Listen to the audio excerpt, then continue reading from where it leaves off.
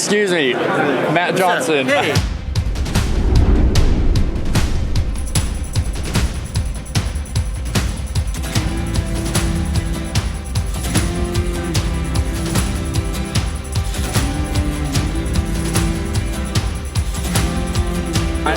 Matt Johnson, Hello. wedding videographer, big inspiration. So you got any news for my 850 subscribers? The A7S3 is coming out today. No, it's not. It's not happening. I don't know when it's happening. You had a good time? Oh, I'm having a great time. I got 2 hours sleep last night, flew out here from Texas. I'm here. I made it.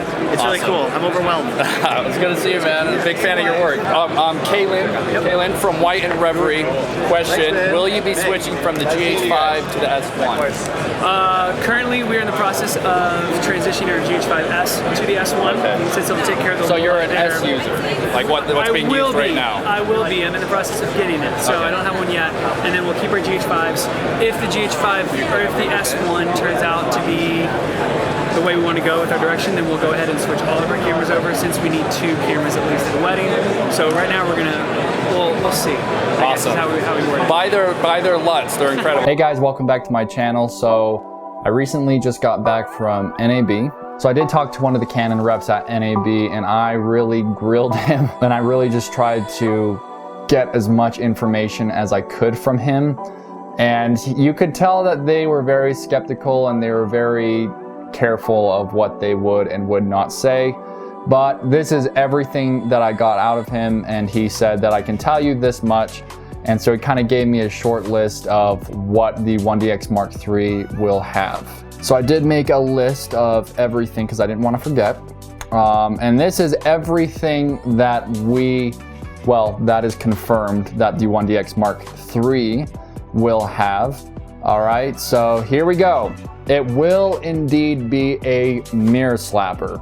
So a lot of people were thinking that it would have the Canon EOS R technology, so it would be mirrorless. That is actually not going to be the case. The 1DX Mark III will in fact have a mirror just like the 1DX Mark II and all the other cameras before it. For me, I actually don't mind having a bigger body, so it wasn't really a big deal. I know some people are really hoping that it will go mirrorless, but the 1DX Mark III will have a mirror. However, the 1DX Mark III will be the last of its kind in terms of having a mirror. The Mark IV will be a mirrorless camera. And the Mark IV will also incorporate the EOS R mount technology, whereas the Mark III will still have an EF mount, which is what I'm happy about because I have a lot of EF lenses. In fact, fun fact, I actually just bought the 16-35 version 3. Oh, and I should probably also note that when talking to this Canon rep, they're going to discontinue entirely the EF mount lenses.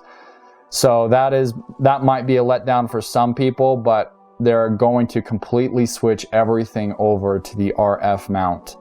I think the Canon 70-200 version 3 was the last lens that was released by Canon, and if you've noticed, there hasn't been any other announcements for Canon's EF mount lenses. And that's how it's going to stay. The good news about that is if you are fans of the EF mount lenses, they're probably all gonna go on crazy sale in the not so distant future, so make sure you buy those up. Now, I was actually really happy to hear this part. It will have 10-bit 422 internal video, so that's really good. I've been doing a lot of green screen work, and I have to use the GH5S because it does have that, whereas the 1DX Mark II doesn't. So it will have that, and he said at least 10-bit 422. So does that mean it's gonna have 12-bit RAW?